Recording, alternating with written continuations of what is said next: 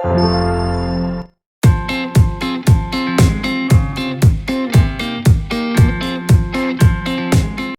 कल मूल अधिकार चल रहा था, है ना। मूल अधिकारों में अपना 29-30 तक हो गया था, है ना। किसी को जो आपने पढ़ा है 20 के बाद किसी भी आर्टिकल में कंफ्यूजन या डाउट?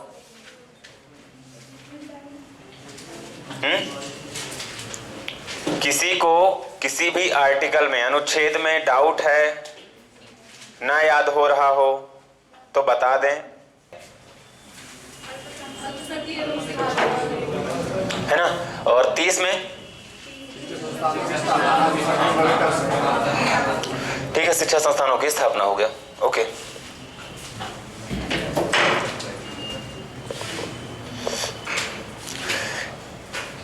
चलिए, आपका जो अनुच्छेद 31 है वो विलोपित कर दिया गया था, ठीक है, इसलिए इसको डाउट मतलब अपने काउंट में ही लेंगे।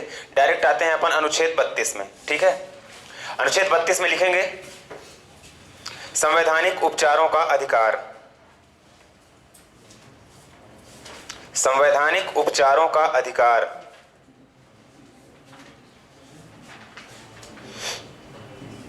संवैधानिक उपचारों का अधिकार।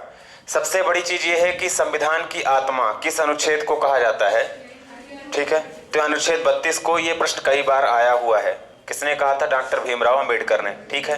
तो इस पे आप लिख सकते हैं कि अनुच्छेद 32 में संविधान की आत्मा।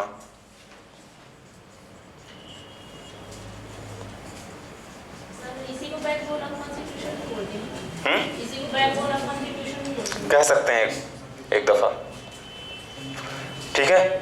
तो अनुच्छेद 32 में आपके संविधान की आत्मा इसको कहा जा रहा है। पहली चीज इसमें जो आपको सबसे पहले शब्दों को थोड़ा सा आप देखेंगे, इसमें आपका पहला शब्द है, लिखा हुआ है बंदी प्रत्यक्षीकरण, ठीक है।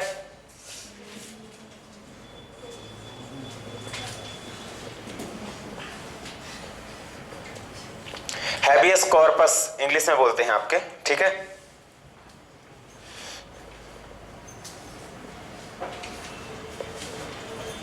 देखिए, हैबियस कॉर्पस कई बार अक्सर रिट लगाई जाती है, क्योंकि क्या होता है, कभी कभी कुछ लोगों को सरकार के द्वारा, ठीक है, ऐसा माना जाता है कि उनको गलत तरीके से अरेस्ट किया गया है, क्लियर, गलत तरीके से गिरफ्तार किया गया है, ठीक है।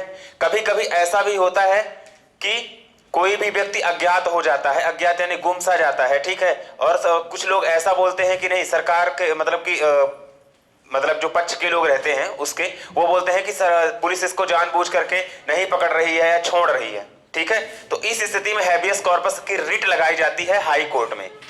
हैबियस कॉर्पस यानी बंदी प्रत्यक्षीकरण, इसमें शब्दों से स्पष्ट है कि इनमें किसी भी व्यक्ति को जो बंदी बनाया गया है, मतलब जो अवैधानिक तरीके से बंदी बनाया गया, ठीक है, पकड़ा गया है, क्लियर, तो उसको निश्चित समय पर एवं निश्चित स्थान पर उपस्थित होने के लिए हाई कोर्ट आदेश देता है, ठीक है, बंदी प्रत्यक्षीकरण में, क्लियर।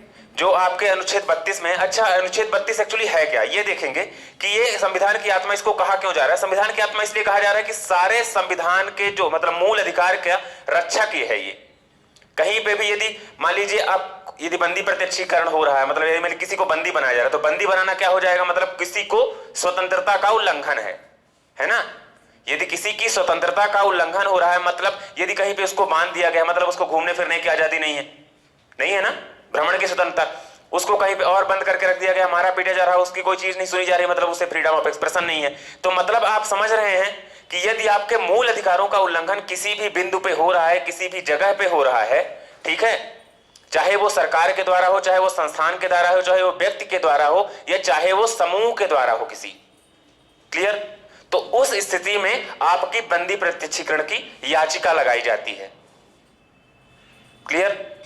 तो यह है आपकी बंदी प्रत्यक्षीकरण की याचिका कि यदि मूल अधिकारों का उल्लंघन हो रहा है। जितने भी हम इसमें शब्द टर्मिनोलॉजी पढ़ेंगे, हैबियस कॉर्पस, मैंडामस, सर्टियोररी रेफरेंडम, ठीक है, मतलब सॉरी रेफरेंडम नहीं है, सर्टियोररी प्रोहिबिशन वगैरह, ये सारे आपके मूल अधिकारों की रक्षा करने के लिए हैं, अनुच्छेद 32 है ही ऐसा कि इसको, इसके जितने भी बिंदु हैं वो सारे के सारे मूल अधिकारों की रक्षा करने के लिए है। तो जो बंदी प्रत्यक्षीकरण है, हैबियस कॉर्पस, इसमें किसी भी व्यक्ति को जो बंदी बनाया गया है, मतलब जिसे पकड़ा गया है अवैध तरीके से, क्लियर, अवैध तरीके से पकड़ा गया है, तो न्यायालय इसमें आदेश देती है कि आप निश्चित स्थान पे निश्चित व्यक्ति को निश्चित समय पे उपस्थित करें या प्रकट करें या प्रत्यक्ष उपस्थित करें। ठीक है ना, प्रत्यक्षीकरण समझते हैं ना, प्रत्यक्ष यानी क्या होता है, सामने लाए, है ना, प्रत्यक्ष यानी यही होता है ना, प्रत्यक्ष और परोक्ष दो शब्द यदि हिंदी में होते हैं तो परोक्ष यानी क्या होता है, छुपा हुआ या पीछे, और प्रत्यक्ष यानी होता है सामने। तो आपको बंदी जो अवैध तरीके से बनाया गया उसको सामने लाना होता है इसमें, क्लियर, लिखेंगे इसमें 2 लाइन।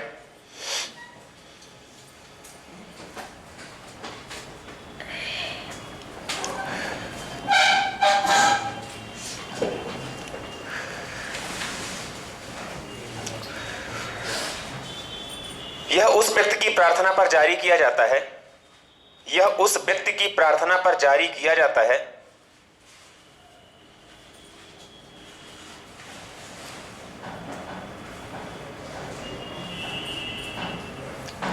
उस व्यक्ति की प्रार्थना पर जारी किया जाता है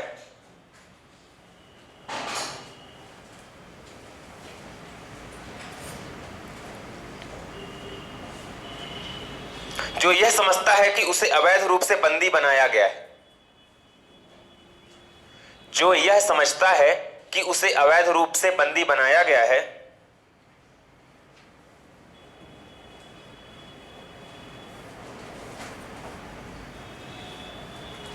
मतलब ये केसेस में कभी कभी ऐसा भी होता है कि यदि किसी के ऊपर मिथ्या आरोप लगा करके उसको जेल में डाला गया है, ठीक है, फर्जी केस में फंसाया जा रहा है किसी में भी, ठीक है, और उसके पास पर्याप्त सबूत हैं, लेकिन जो सामने वाली पार्टी है, यानी कि मान लीजिए यदि फॉर एग्जांपल पुलिस है, ठीक है, क्लियर, तो वो नहीं उसको तवज्जो दे रही है, महत्व दे रही है और उसको जानबूझ के बोल रही है कि yes you are the guilty, ठीक है ना, क्लियर, तो इसमें क्या होता है कि उस व्यक्ति जो बंदी है, क्लियर, वो तो नहीं लगाने जा पाएगा, लेकिन उसके बिहाफ में कोई वकील लगा सकता है, कोई भी उसका रिश्तेदार लगा सकता है बंदी प्रत्यक्षीकरण की याचिका।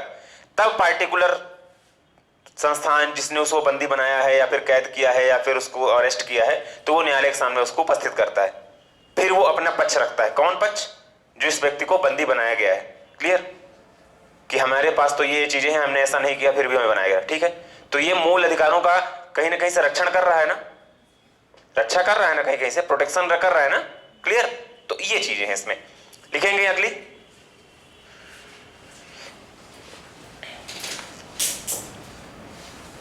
आपने लिखा जो यह समझता है कि उसे अवैध रूप से बंदी बनाया गया, इतना लिखा ना, ओके, अगला लिखेंगे, इसके द्वारा न्यायालय बंदीकरण करने वाले अधिकारी को आदेश देता है, इसके द्वारा न्यायालय बंदीकरण करने वाले अधिकारी को आदेश देता है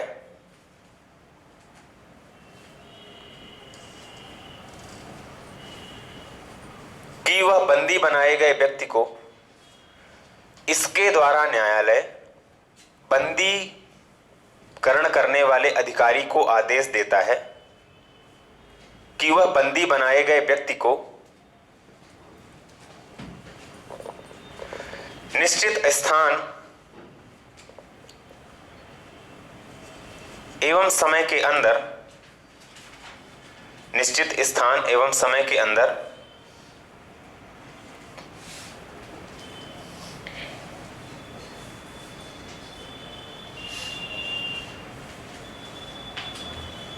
निश्चित स्थान एवं समय के अंदर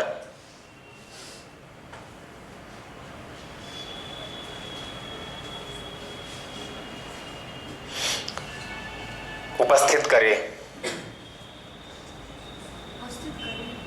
निश्चित स्थान एवं समय के अंदर उपस्थित करे, जिससे न्यायालय उसके बंदी बनाए जाने के कारणों पर विचार कर सके, जिससे न्यायालय उसके बंदी बनाए जाने के कारणों पर विचार कर सके।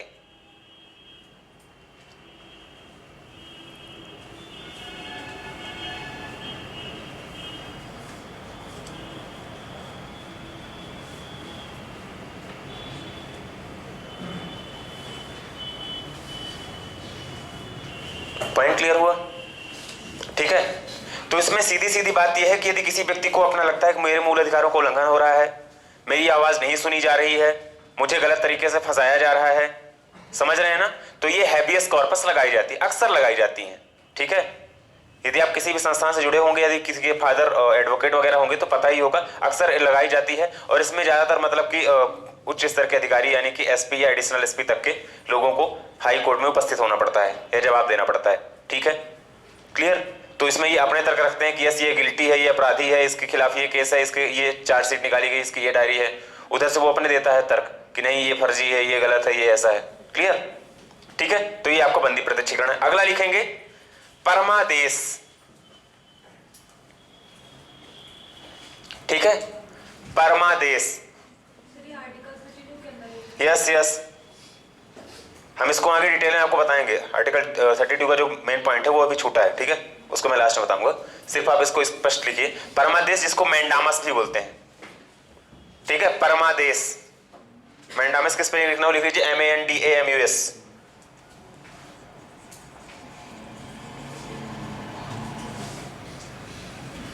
मैंडामस। ठीक है, MANDAMUS लिखेंगे।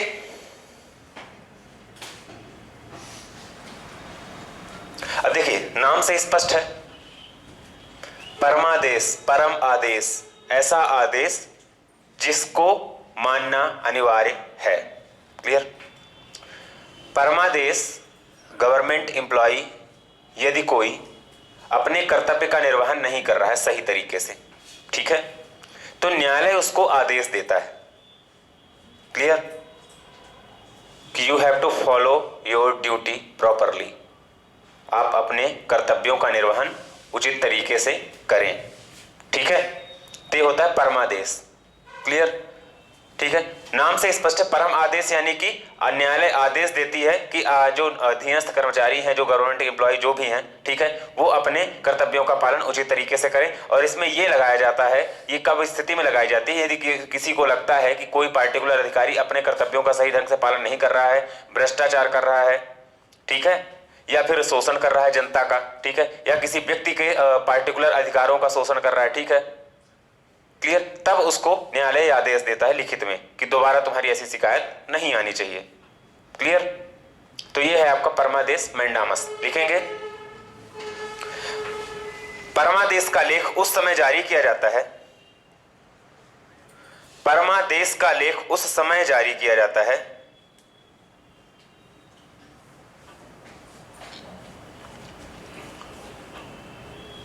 परमादेश का लेख उस समय जारी किया जाता है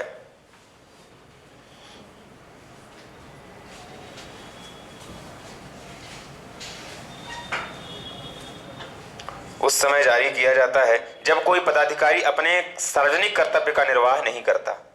जब कोई पदाधिकारी अपने सार्वजनिक कर्तव्य का निर्वाह नहीं करता।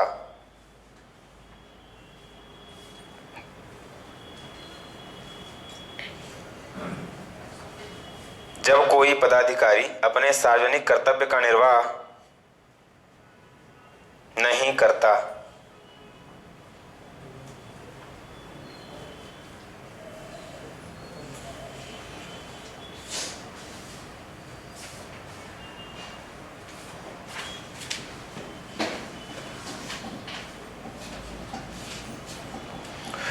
लिखेंगे इस आज्ञा पत्र के आधार पर पदाधिकारी को इस आज्ञा पत्र के आधार पर पदाधिकारी को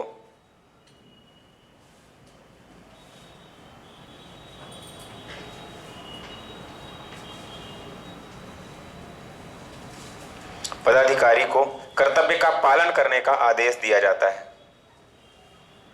कर्तव्य का पालन करने के लिए आदेश दिया जाता है।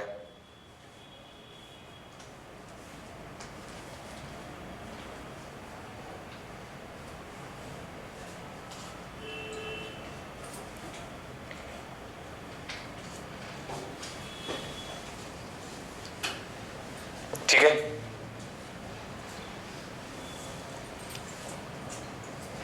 इसके बाद आपका आता है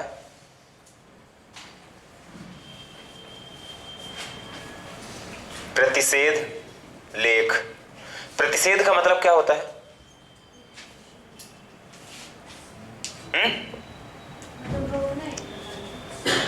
इसका इंग्लिश शब्द भी आप लोगों ने सुना होगा, प्रोहिबिशन। सुना है? इंग्लिश माध्यम वाले ने सुना ही होगा थोड़ा बहुत, हिंदी इंग्लिश जिसकी ठीक होगी। ये प्रोहिबिशन शब्द जो है होता ना कि स्ट्रिक्टली प्रोहिबिटेड। कहीं कहीं पे आपने देखा होगा जहां पे स्मोकिंग नो स्मोकिंग जोन होते हैं वहां पे लिखा रहता है स्मोकिंग प्रोहिबिटेड, लिखा रहता है ना। प्रोहिबिटेड का मतलब होता है मना होना, ठीक है, मना ही होना, ठीक है, रोक लगी होना उस स्थान पे। एक प्रोहिबिशन का मतलब और भी होता है शराबबंदी। जब बोलते हैं ना कि शराबबंदी यानी कि किसी भी राज्य में यदि शराब पूरी तरह से बंद कर दी जाती है तो भी प्रोहिबिशन वर्ड यूज किया जाता है, ठीक है ना, क्लियर, कि government is thinking of prohibition, ठीक है। तो उस प्रोहिबिशन का मतलब ये होता है कि शराबबंदी करने के लिए, जैसे गुजरात में है, ठीक है, बिहार में तथाकथित रूप से, ठीक है। तो ये प्रोहिबिशन शब्द है, प्रोहिबिशन का नाम ही है प्रतिषेध लेख, ठीक है। तो प्रतिषेध का मतलब है मना करना, ठीक है। तो इसमें क्या करते हैं, जो उच्च न्यायालय है, उच्च न्यायालय समझ रहे हैं ना, हाई कोर्ट, ठीक है, वो अपने इस अधीनस्थ निम्न न्यायालय जो जिला न्यायालय है, इसके अलावा जो अर्ध न्यायिक संस्थाएं हैं, अर्ध न्यायिक संस्थाएं समझ रहे हैं कि जैसे मतलब कि आपका परिवार कल्याण केंद्र वगैरह होता है जहां पे पति पत्नी में यदि कभी कुछ कुछ हो जाता है, यदि लड़ाई झगड़ा कुछ भी उनके, तो मतलब डिवोर्स फाइल होने से पहले उनको आपस में बैठा के भाई यदि समझ सकते हो तो समझ लो, ठीक है, नहीं तो फिर तो होना ही है जो होना, ठीक है। तो परिवार और परामर्श केंद्र साथ बोलते हैं उसको। इस तरह की जो भी चीजें होती है ना, तो ये इसी में आती हैं, क्लियर, अर्ध न्यायिक संस्थाओं में। और भी अन्य चीजें आती है अर्ध न्यायिक संस्थाओं में जिनको मतलब कि जैसे मानवाधिकार आयोग वगैरह भी कभी कभी इसमें आ जाते हैं, क्लियर। तो इसमें देखिएगा जो आपका उच्च न्यायालय है, ठीक है, वरिष्ठ न्यायालय जो है वो अपने अधीनस्थ न्यायालय को ये आदेश देता है, अब प्रतिषेध बोल रहा है मतलब कोई भी कार्रवाई ना करने के लिए बोलता है। कब बोलता है? जब उसको ये लगता है कि तुम्हारे अधिकार क्षेत्र का नहीं है और तुम इस पे अब काहे टांग अड़ा रहे हो, ठीक है ना, ये होता है। कभी कभी ऐसा होता है कि जो बड़े स्तर के मुकदमे होते हैं या कोई भी ऐसा लगता है कि राज्य स्तर की बड़ी चीजें, उसमें भी जिला न्यायालय अपने आदेश देने लगता है, ठीक है, कि आपको नहीं करना है कोई भी चीजें, क्लियर, जबकि वो वरिष्ठ स्तर के होते हैं। तो उस पर स्पष्ट बोलता है कि आपको मना किया जाता है कि आप दोबारा ऐसी हरकत ना करें, ठीक है, आप अपनी सीमा में रहें, ऐसी चीजें, क्लियर। मतलब उनको कार्रवाई करने के लिए प्रतिषेध किया जाता है, प्रोहिबिट किया जाता है, मना किया जाता है। किसको? नीचे न्यायालय को। कौन करता है? ऊपर वाले न्यायालय, ठीक है, क्लियर, समझ रहे हैं ना। तो ये होता है प्रतिषेध लेख, लिखेंगे इसमें।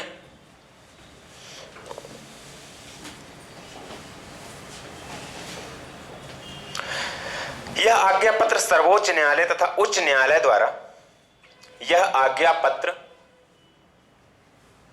सर्वोच्च न्यायालय तथा उच्च न्यायालय द्वारा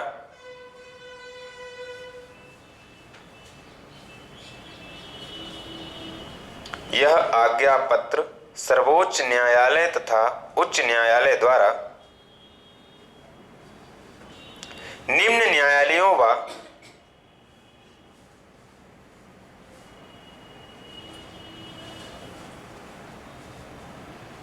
निम्न न्यायालयों व अर्ध न्यायिक न्यायिक न्यायाधिकरण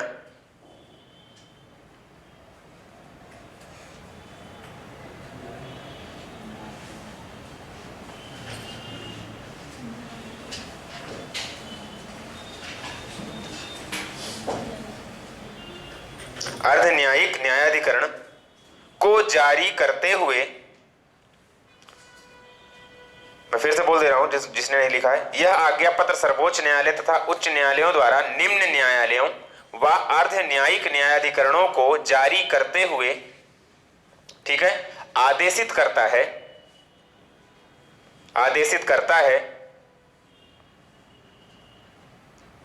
कि आप इस मामले में कोई कार्रवाई ना करें। आप इस मामले में कोई कार्रवाई ना करें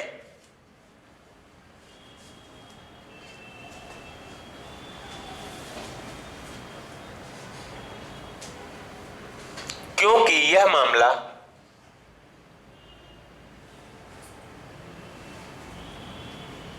क्योंकि यह मामला आपके अधिकार क्षेत्र से बाहर है।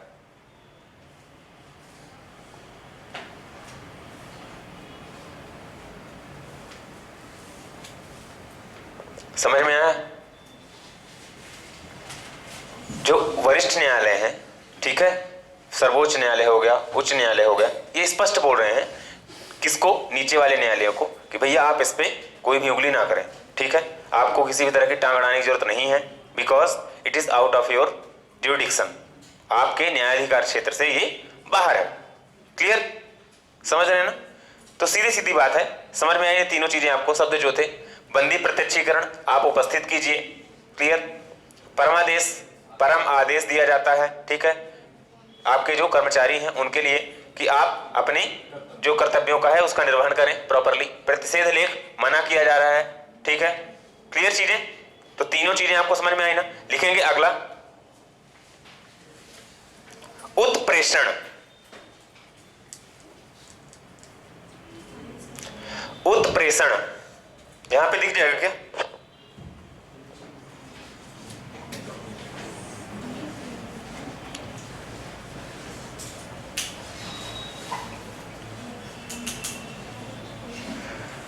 उत्प्रेषण, सर्टियोररी, ठीक है। अब उत्प्रेषित करने यानी क्या होता है? प्रेषण क्या यानी क्या होता है ये बताइए पहले। हाँ, प्रेषित करना, भेजना, यही होता है ना। और उत्प्रेषित यानी हिंदी शब्द है भैया, समझते तो होगे। उत्प्रेषित यानी होता है आगे भेजना, ऊपर भेजना, ठीक है, समझ रहे हैं ना? प्रेषित यानी भेजना, उत्प्रेषित यानी ऊपर भेजना, क्लियर? तो इसमें जो ऊपर का न्यायालय है, क्लियर, वो नीचे वाले न्यायालय को देता है आदेश। क्या आदेश देता है?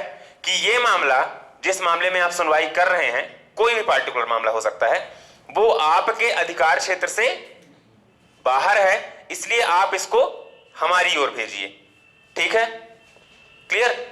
यदि कोई मामले में उच्च न्यायालय या हाई कोर्ट या सुप्रीम कोर्ट को लगता है कि the particular matter is out of the jurisdiction of subordinate courts, जो उनके अधीनस्थ न्यायालय हैं, ठीक है, तो मतलब उस वक्त वो उसको क्या बोलते हैं कि आप इस मामले को हमारे पास भेजिए, ठीक है, तो वो आता है उत्प्रेषण।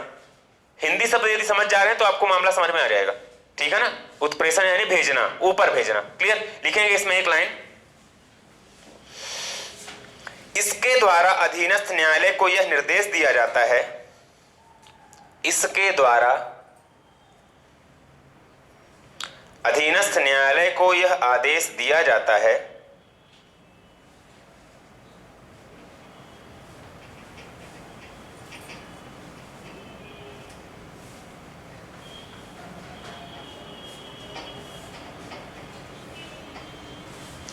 इसके द्वारा अधीनस्थ न्यायालय को यह आदेश दिया जाता है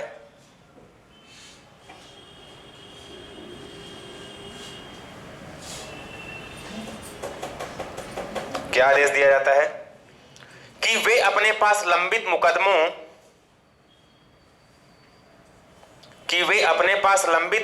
के न्याय निर्णयन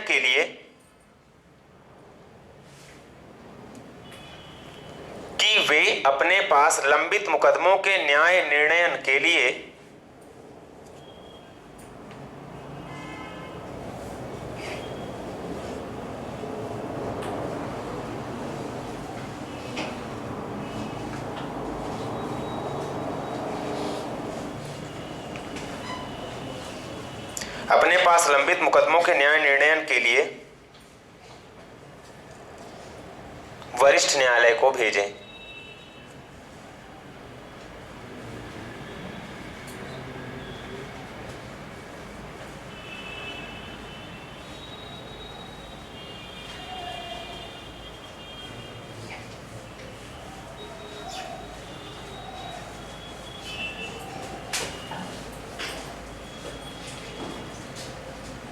ठीक है, साफ साफ स्पष्ट शब्दों में जो भी चीजें हैं आपको समझ में आ चुकी होंगी कि जो कोई पार्टिकुलर मुकदमा है उसके लिए उच्च न्यायालय, जो वरिष्ठ न्यायालय है, वो नीचे वाले न्यायालय को क्या बोल रहा है कि आप इसके न्याय के लिए, निर्णय के लिए आप हमारे पास भेजिए, ठीक है? क्लियर? उत्प्रेषित कीजिए, ऊपर भेजिए। क्लियर? चीजें क्लियर है ना? चलिए अगला लिख देंगे, अधिकार पृच्छा। अधिकार पृच्छा या क्यों वारंटो। परीक्षा लिखते बन जाएगा।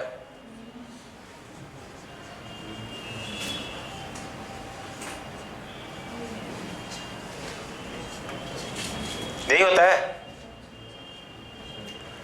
क्यों वारंटो।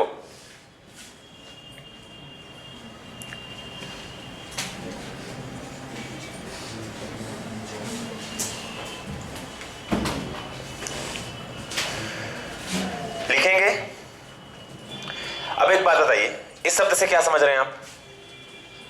अधिकार पृच्छा से आप ये शब्द से साथ समझ पा रहे होंगे कि आपका अधिकार पूछा जा रहा है, ठीक है ना? किस हक से, यही होगा ना? अधिकार पूछा जा रहा है आपका, मतलब किस हक से, ठीक है ना? क्लियर? ये शब्द आप इसको दिमाग में रखेंगे कि इसका अधिकार पृच्छा मतलब आपका अधिकार पूछा जा रहा है। मान लीजिए कि यदि आप कोई काम कर रहे हो और पूछा जाता है किस हक से कर रहे हो भैया, ठीक है ना? डू यू हैव राइट्स, क्या आपके पास अधिकार हैं इस कार्य को करने के लिए। क्लियर? तो इस तरह लिख लीजिए, आगे हम बताते हैं। फिर लिखेंगे, जब कोई व्यक्ति ऐसे पदाधिकारी के रूप में कार्य करने लगता है, जब कोई व्यक्ति ऐसे पदाधिकारी के रूप में कार्य करने लगता है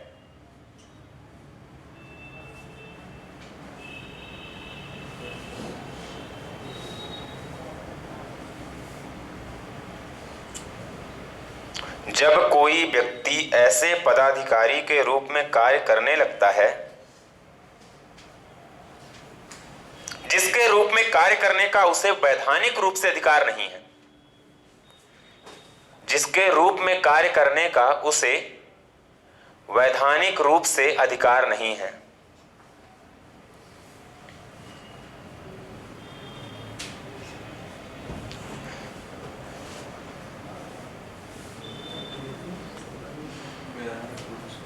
अधिकार नहीं है, तो न्यायालय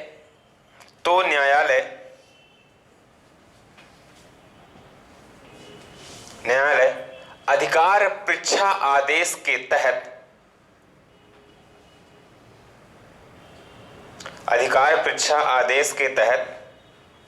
उससे यह पूछता है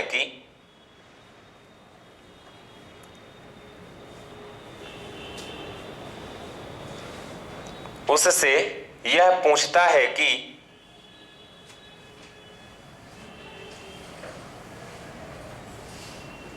वह किस अधिकार से कार्य कर रहा है,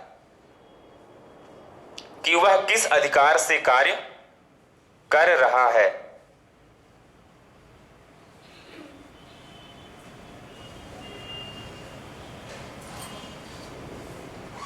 पॉइंट क्लियर? यानी कि कोई भी व्यक्ति, कभी कभी ऐसा होता है ना कि अपने क्षेत्र से, यानी कि मान लीजिए फॉर एग्जांपल बता रहा हूं, कोई नायब तहसीलदार होता है, ठीक है? क्लियर? और उस क्षेत्र में कभी ज्यादातर ऐसे तहसील में होता है कि नायब तहसीलदार जो होते हैं वो तहसीलदार की तरह कार्य करते हैं, ठीक है? आपने देखा होगा, यदि आपके मित्र बंधु कोई इस तरह के अभी न्यू सिलेक्शन होंगे तो जितने भी नए तहसीलदार हैं, तहसीलदार का प्रमोशन हुआ नहीं है, काफी समय से प्रमोशन रुका हुआ है, तो नायब तहसीलदार को तहसीलदार का पदभार दे दिया जाता है, ठीक है? तो यदि मान लीजिए उसको ऑफिशियली एसडीएम की तरफ से पदभार दिया गया है, क्लियर? एसडीएम की तरफ से या कलेक्टर के द्वारा इसको पर्टिकुलर पदभार दिया गया कि हाँ आप कर सकते हैं, तहसीलदार के भी किसी भी जहां पे साइन लगना है आप वहां पे अपनी सील लगा सकते हैं, साइन कर सकते हैं, तब तो अच्छा है। क्लियर? मान लीजिए कभी कभी ऐसा होता है कि जहां पे उसका अधिकार नहीं है, क्लियर? जहां पे उसका अधिकार नहीं है फिर भी वो जाके वहां पे अपनी चीजें या कलम चलाता है, ठीक है? और किसी व्यक्ति ने जाके रिट लगा दी, होता है कभी कभी, ठीक है? ज्यादातर केस में ऐसा भी होता है कि कोई अधिकारी मान लीजिए किसी क्षेत्र में काम करने जा रहा है, क्लियर? ऐसा भी होता है कभी कभी, मान लीजिए इस थाने का मैटर उस थाने में चला गया, ठीक है? तो यदि कोई व्यक्ति जाकर जबरदस्ती, मान लीजिए कभी कभी कुछ रहते हैं ऐसे अधिकारी की जाके वहां पे यदि काम करने लगे, मतलब दूसरे के क्षेत्र में जाके काम करने लगे, जबकि वहां उनको काम करने का अधिकार नहीं है, कोई भी कार्रवाई कर लिए, पकड़ने की, धरपकड़ जो भी है, अपराधियों को कोई भी चीज की, तो उनसे डायरेक्ट क्वेश्चन ये किया जा सकता है कि भाई तुम्हारा तो अधिकारी क्षेत्र नहीं है, कहां से कर रहे हो ये? है ना। अब सिंपल सा चीज है, मान लीजिए यदि मैं किसी पर्टिकुलर थाने का थानेदार हूं, ठीक है, मान लीजिए मैं सिटी कोतवाल का और मैं जाके मैया में कुछ काम करूंगा, तो क्या वो वैध होगा? नहीं ना, ठीक है। कोई तहसीलदार मान लीजिए किसी भी आपकी मनगवा किसी तहसील का है और यदि वो हुजूर में आके कोई काम करेगा तो क्या वो वैध होगा? नहीं होगा ना, ठीक है। और यदि इस पे आधार पे कोई पूछ भी दे, वो बोल देगा नहीं मैं तहसीलदार हूं, मैं कर रहा हूं, ठीक है। और इसी आधार पे यदि किसी भी व्यक्ति के मान लीजिए मानव अधिकार सॉरी मूल अधिकारों का उल्लंघन हो रहा है, ठीक है, किसी व्यक्ति को उसने गिरफ्तारी कर लिया, कुछ भी कर लिया, ठीक है, कोई मुकदमा लगा दिया, तो और रिट लगा दी जाती है हाई कोर्ट में, तो ये तुरंत पूछेगा भाई कि तुमने किस हद से किया था, पहले ये बताओ, ठीक है ना। और यदि वो बताने में सफल नहीं रहा तो पहली चीज जो उसकी कार्रवाई की गई है उसको अवैध घोषित किया जाएगा, ठीक है, और उसके ऊपर भी कार्रवाई हो सकती है। क्लियर? तो सीधी सीधी बातें हैं, ठीक है। तो आपको बस जो अनुच्छेद 32 में संविधान के जो आपके मूल अधिकारों का रक्षक कहा जा रहा है, तो वो मूल अधिकारों की रक्षा इन 5 बिंदुओं के आधार पर होती है। सबसे पहला आपका बंदी प्रत्यक्षीकरण है, ठीक है, क्लियर। बंदी प्रत्यक्षीकरण क्यों दिया जाता है आपको पता चला, क्लियर, कि यदि किसी को व्यक्ति को लगता है कि उसे अवैध रूप से बंदी बनाया गया है तो उसे निश्चित समय पर निश्चित स्थान पे उपस्थित करने के लिए न्यायालय आदेशित कर सकता है। परमादेश ये होता है कि यदि कोई अपने कर्तव्यों का सही से निर्वहन नहीं कर रहा है तो परमादेश जारी किया जा सकता है, ठीक है। उसके बाद आपका जो आता है प्रतिषेध लेख, नाम से ही स्पष्ट है, प्रतिषेध मना करना, क्लियर, ठीक है। तो इसमें जो उच्च न्यायालय वो नीचे वाले न्यायालय को बोलता है कि भाई तुम इसमें कोई कार्रवाई नहीं करोगे, क्लियर, ठीक है, मना कर दिया। उसके बाद आपका आता है उत्प्रेषण, यानी कोई मैटर ऐसा लगता है उच्च न्यायालय या वरिष्ठ न्यायालय को कि आप के अधिकार क्षेत्र में नहीं है या उसको स्वतः संज्ञान भी लेना चाहता है, जरूरी नहीं कि उसके अधिकार क्षेत्र का, वो खुद भी बोल सकता है वरिष्ठ न्यायालय कि नहीं आपको काम नहीं करना है, ठीक है, हम इसमें न्याय निर्णय करेंगे, तो उसको उस पार्टिकुलर मैटर को ऊपर भेजने के लिए बोल सकता है वो उत्प्रेषण, यानी कि आगे भेजने के लिए, ठीक है। आप हिंदी शब्द समझिएगा इसमें। उसके बाद आपका आता है क्यों वारंटो, अधिकार परीक्षा, इसमें स्पष्ट है अधिकार पूछे जा रहे हैं आपके, ठीक है, क्लियर, 5 चीजें ना, है ना। चलिए ओके, अब नीचे लिखेंगे स्टार बिंदु से, ऐसा स्टार बना के लिख लेंगे कुछ भी। अब आपके अनुच्छेद 32 के बारे में थोड़ा सा इसमें लिख लेंगे।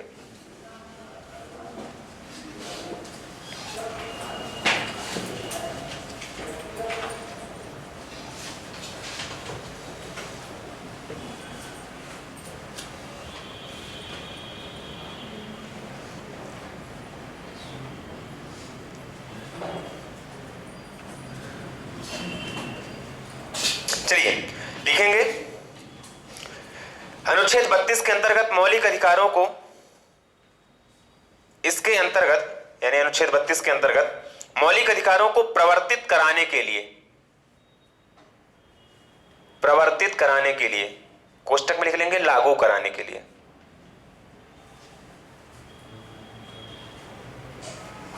ठीक है। प्रवर्तित शब्द का इंग्लिश में मतलब होता है, इंग्लिश में बोलते हैं उसको इन्फोर्समेंट, ठीक है, इन्फोर्स समझते हैं ना, लागू कराना, जारी कराना, ठीक है। तो जैसे एक होता है प्रवर्तन न्यायालय आपने सुना होगा, सॉरी प्रवर्तन निदेशालय, हिंदी में आपने कभी न्यूज़पेपर में सुना होगा, होता है इन्फोर्समेंट डायरेक्टरेट, ईडी की जांच, न्यूज में सुना होगा ना, ईडी जांच कर रही है, क्लियर, सुना होगा ना, वो है प्रवर्तन निदेशालय, इन्फोर्समेंट डायरेक्टरेट, क्लियर।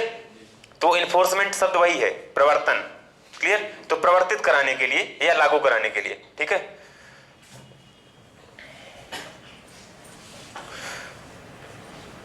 लिख रहे थे आप मौलिक अधिकारों को प्रवर्तित कराने के लिए समुचित कार्रवाइयों द्वारा, मौलिक अधिकारों को प्रवर्तित कराने के लिए समुचित कार्रवाइयों द्वारा उच्चतम न्यायालय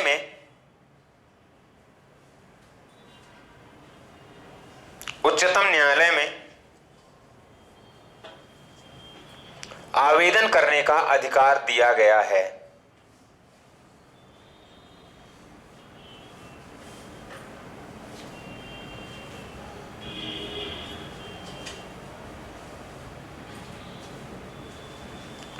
जिन्हें समादेश कोष्टक में लिखने का रिट, WRIT,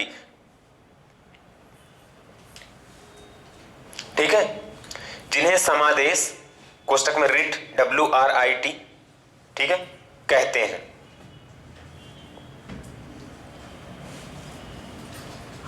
क्लियर? जो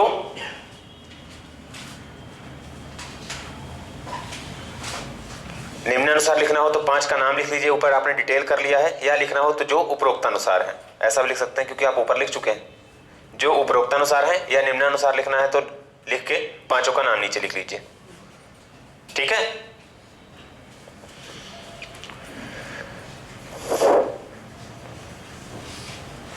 इनका 5 का अंग्रेजी नाम भी आप स्पष्ट रखिएगा, दिमाग में मैं स्पष्ट बता दे रहा हूं, ठीक है। कभी कभी सीधे सीधे इंग्लिश नाम पूछा जाता है, ठीक है। इंग्लिश में मैच करने के लिए भी आता है, ये भी बता देता हूं मैं। इंग्लिश में ही मतलब जीएस में ही आपको निम्न में से इनको कहा जाता है। क्लियर? क्योंकि ये जो इनके नाम है ना, ये लैटिन नाम है, लैटिन नाम है इसके। क्लियर? तो आपका बंदी प्रत्यक्षीकरण, हैबियस कॉर्पस, मैंडामस, प्रोहिबिशन, सर्टियोररी और क्यू वारंटो।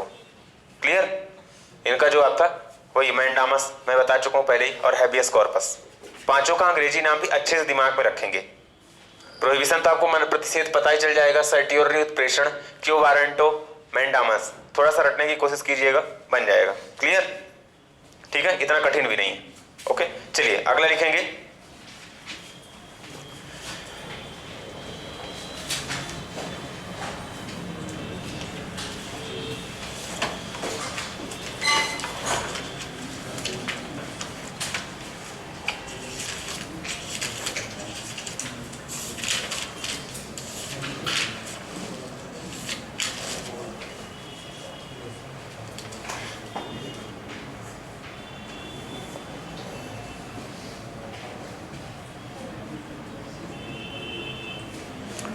एक स्टार पॉइंट बनाएंगे, लिखेंगे विदेशियों को प्राप्त मूल अधिकार। विदेशियों को प्राप्त मूल अधिकार कई बार परीक्षाओं में आता है और उच्च स्तर के प्रश्नों में गिना जाता है, ठीक है। क्लियर? मैं आर्टिकल बताऊंगा, आप नाम बताएंगे, ठीक है। विदेशी नागरिकों को लिख लीजिए, विदेशियों को, ठीक है, विदेशी नागरिकों को लिख लो, स्पष्ट लिखेगा थोड़ा सा। विदेशी नागरिकों को प्राप्त मूल अधिकार, यानी विदेशी नागरिक समझ रहे हैं, ये नहीं कि जो यहाँ पे बस गए हैं वो विदेशी नहीं। यदि कोई यहाँ पे टेम्परेरी आ रहा है वीजा परमिट में, क्लियर, ठीक है, तो उनको कौन कौन से अधिकार प्राप्त होते हैं। ओके, चलिए लिखेंगे।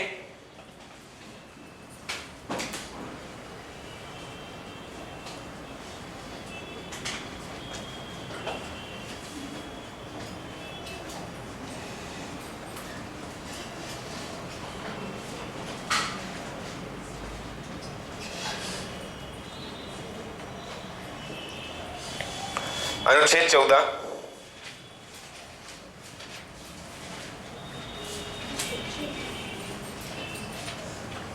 क्या है? 14 में समानता का अधिकार, ठीक है। अनुच्छेद 20, हाँ तो क्या लिखोगे, आपको पता है ना। अब फिर से क्या मैं ये बता रहा हूँ, यदि मैं लिख रहा हूँ कि कौन से अधिकार प्राप्त हैं, डायरेक्ट सिर्फ आर्टिकल 14 लिखिए, समानता का अधिकार प्राप्त, आपको पता है। अब डिटेल फिर से पूरा समानता का अधिकार लिखवाएं भाई, नहीं ना, ठीक है। बीच के ऐसे कोई भी अधिकार आपको नहीं प्राप्त हैं, उनको अवसर में समानता नहीं दी जाएगी, ये ध्यान रखिएगा। विदेशियों को आपके यहाँ अवसर में समानता नहीं दी जाएगी। क्लियर? क्लियर ना? अनटचेबिलिटी वगैरह की जो चीजें हैं उनको कोई भी ऐसे राइट्स नहीं है, ठीक है। क्लियर? डायरेक्ट हम 14 के बाद कहां पे आ रहे हैं? 20 में आ रहे हैं, इसलिए। क्लियर? ओके, लिखेंगे अगला अनुच्छेद 20। 20 में क्या है?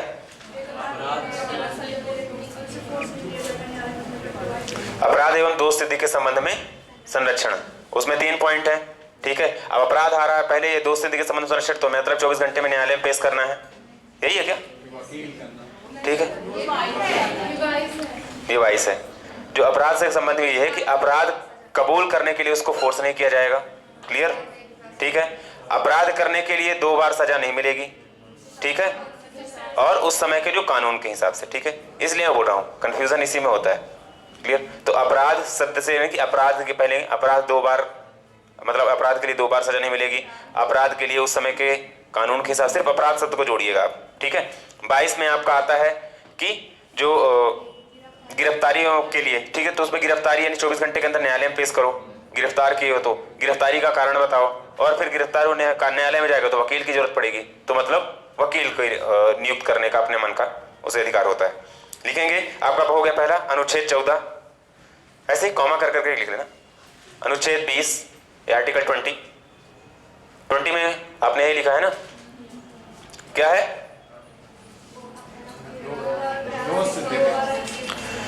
अपराध एवं दोष सिद्धि के संबंध में संरक्षण। अगला लिखेंगे 21A, क्या है इसमें?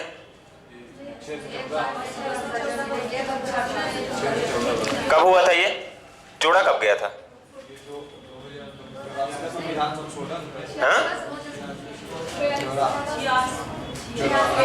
86वां संविधान संशोधन 2002, ठीक है। इसे शिक्षा का अधिकार भी बोलते हैं, राइट टू एजुकेशन। क्या हुआ?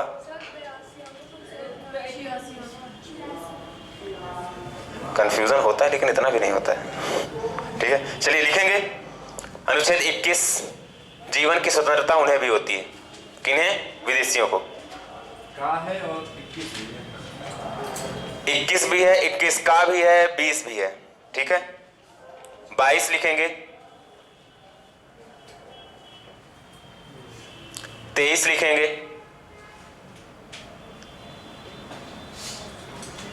24, 25, 26, 27, 28 पूरे कर लीजिए। नहीं, सिर्फ 28 तक, 29, 30 नहीं है। क्लियर? 29, 30 नहीं है कि वो आके फिर से अपने यहाँ पे कोई विदेशी आ रहा है तो अपनी दुकान खोल के बैठ जाए धर्म के नाम पे, ठीक है। तो ये सारी चीजें नहीं होंगी। क्लियर? 28 तक है, दिमाग में रखिएगा। सबसे इंपॉर्टेंट है 14, ठीक है। उसके बाद जो उनको फ्रीडम ऑफ एक्सप्रेशन वगैरह होता है, हर जगह आप घूम फिर नहीं सकते हैं। जो आपको स्वतंत्रता दी जाती है ना 19 के तहत, आर्टिकल 19 के तहत, वो भी उनको नहीं होती है। क्लियर? वो आके कोई भी कमेंट नहीं कर सकते हैं। क्लियर? तो ये सारी चीजें हैं, समझ पा रहे हैं ना। अनुच्छेद 14 है, उसके बाद आपका 20, 21, 22, 23, 24, 25 पूरा 28 तक है। क्लियर? इस चीज को ध्यान रखेंगे। चलिए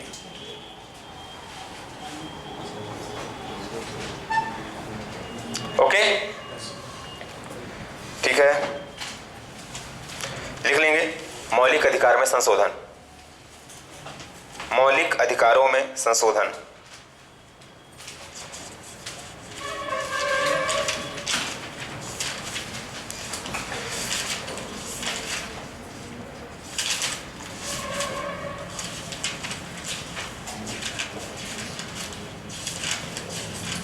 आप लोगों को पॉलिटी की नोट्स चाहिए क्या?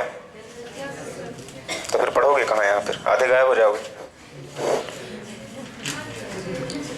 है ना। मेरे पास है तो ये इंग्लिश की, पर मैं शुरू में हिंदी में बनाया था एक, मतलब, ठीक है। तो मैं ऐसा करूंगा ना कि जो जो चैप्टर पढ़ाऊंगा वो PDF डालता रहूंगा डेली।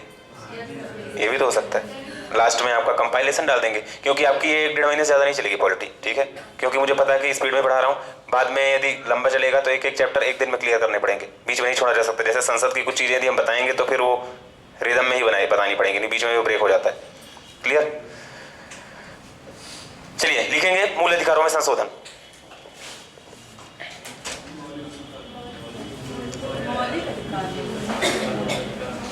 तो मूल अधिकार और मौलिक अधिकार अलग अलग है क्या?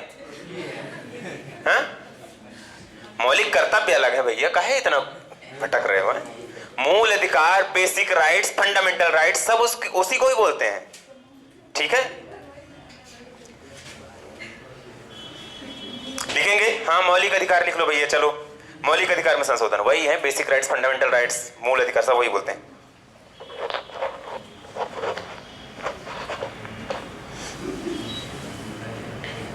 देखिए, जो अभी हम बात कर रहे थे ना, जुडिशियल रिव्यू की बातें चल रही थी हमारे दिमाग में कुछ दिन पहले, मैंने आपको बताया था। न्यायिक समीक्षा किस अनुच्छेद में था? मैंने आर्टिकल में बताया था कि नहीं बताया था? बहुत बढ़िया, 368 बताया था, संशोधन है वो। देखिए क्या होता है कि कभी कभी जो वही न्यायालय कुछ चीजों का संज्ञान लेता रहता है, स्वतः संज्ञान लेता रहता है, ठीक है। तो गोलकनाथ काफी चर्चित केस रहा है। अब कैसे होता है कि जैसे केस की जो मैं बात कर रहा हूं, कैसे केस आते हैं। मान लीजिए न्यायालय के पास कोई भी केस आया, ठीक है, उसमें देखा कि वो संविधान को इंटरप्रेट करता है। इंटरप्रेट समझ रहे हैं, मतलब देखता है कि संविधान की जो मूल भावना है, संविधान की मूल भावना से मतलब ये होता है कि जो उसकी प्रस्तावना में शब्द दिए हुए हैं, थोड़ा सा समझेंगे। प्रस्तावना में शब्द दिए हुए हैं कि मूल भावना यह है कि स्वतंत्रता, समानता, बंधुत्व, क्लियर, जैसे ये शब्द हैं, तो कोई भी ऐसा नया कानून नहीं बनना चाहिए कि स्वतंत्रता ही भंग हो जाए लोगों की। ऐसा कोई नया कानून नहीं बनना चाहिए कि समानता ही चली जाए। समझ पा रहे हैं? ठीक है, ऐसा कोई कानून नहीं बनना चाहिए कि देश में पूरे मतलब कि पूरी जगह पे बंधुत्व ही खत्म हो जाए, यानी कि एक दूसरे के लोग विरोधी हो जाएं। ठीक है, हैट स्पीच जिसके बगैर बोलते हैं ना, कि मतलब आपको जो कटु भाषण वगैरह को प्राथमिकता देते हैं, क्लियर, इस तरह की चीजें यदि बढ़ने लगती हैं तो न्यायालय क्या करता है। यदि मान लीजिए किसी ने केस दायर किया, क्लियर, याचिका लगाई सरकार के किसी कानून के खिलाफ, ठीक है, होता है ना ऐसा। यदि कोई कानून बना और उसके अगेंस्ट में किसी ने याचिका लगा दी सुप्रीम कोर्ट में कि साहब ये कानून बनाया तो है इन्होंने, लेकिन ये इस चीज का उल्लंघन कर रहा है। समझ रहे हैं? बनता है ना ऐसा कानून, अक्सर बनता है। ठीक है, तो यदि वो याचिका लगा दी जाती है तो न्यायालय फिर उसमें सुनवाई करता है, और उस सुनवाई के दौरान जब ऐसे बिंदु आते हैं तो सरकार ये भी बोल सकती है कि उस कानून को उल्लंघन, मतलब कि वो यह कानून जो है, मूल भावना जो है संविधान की मूल भावना इसी आधार पर निर्धारित होती है जो उसके प्रस्तावना में शब्द दिए हुए हैं। ऐसे ही होगी ना, है ना। तो उस मूल भावना के उल्लंघन के लिए यदि कोई कानून बन रहा है, तो इसी तरह के केस चल रहे थे। और 1967 में आया आपका गोलकनाथ केस, ठीक है। तो उसमें ये आया कि जैसे अभी ये बोला गया है कि आपके मूल अधिकारों में कोई संशोधन नहीं हो सकता, जो संसद है वो संशोधन नहीं कर रही, ठीक है, क्लियर। तो उन्होंने ये बोला कि अनुच्छेद 368 के तहत संविधान का संशोधन होता है ना, तो अनुच्छेद 368 के तहत जो संशोधन होता है उससे संविधान के किसी भी भाग का संशोधन किया जा सकता है। उस केस में निर्णय दिया न्यायालय ने। कौन न्यायालय? वरिष्ठ न्यायालय, यानी कि सुप्रीम कोर्ट ने। उसने ये बोला उस केस के निर्णय में कि संसद अनुच्छेद 368 के तहत जब संविधान में संशोधन करने का जो अधिकार है, उससे वो मूल अधिकारों में भी संशोधन कर सकती। क्लियर? तो ये जो मैं आपको बता रहा हूं कि मूल अधिकारों में क्या लिखा टॉपिक आपने? संशोधन, है ना। तो अब देखिए, समय के साथ ये केस बनते रहते हैं, फिर पिछले केस को, निर्णय को पलट दिया जाता है, ठीक है। तो ये पहला केस था जिसको 1967 में लिखेंगे गोलकनाथ बनाम पंजाब राज्य। गोलकनाथ बनाम पंजाब राज्य। बनाम का मतलब समझते हैं? वर्सेस। इन दो पक्ष थे, ये दो पक्ष ये थे। हाँ, आएंगे आएंगे। 1967 गोलकनाथ,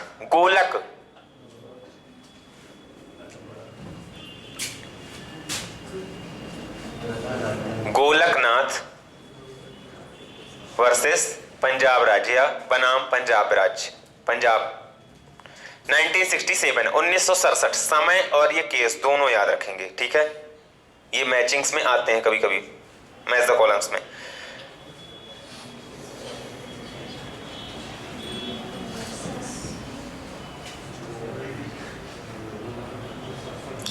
गोलकनाथ बनाम पंजाब राज्य के निर्णय से पूर्व दिए गए निर्णय में यह निर्धारित किया गया था,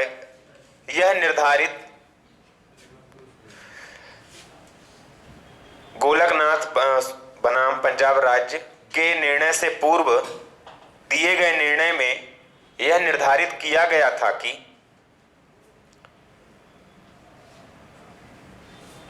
संसद द्वारा संविधान के किसी भी भाग में संशोधन किया जा सकता है। निर्णय दिया गया था कि संसद द्वारा संविधान के किसी भी भाग में संशोधन किया जा सकता है।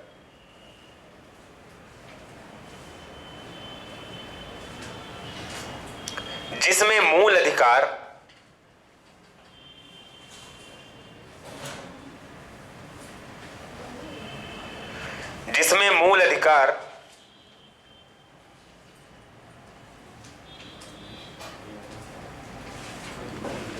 एवं अनुच्छेद 368 शामिल हैं।